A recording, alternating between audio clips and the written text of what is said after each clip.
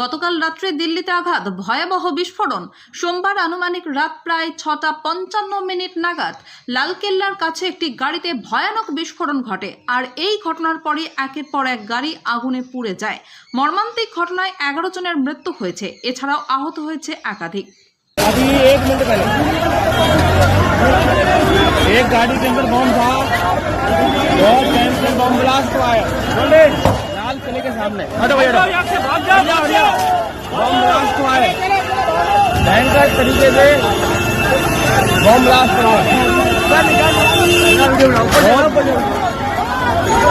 लाल किले के ऊपर बम ब्लास्ट बहुत बड़ा हुआ है इस समय।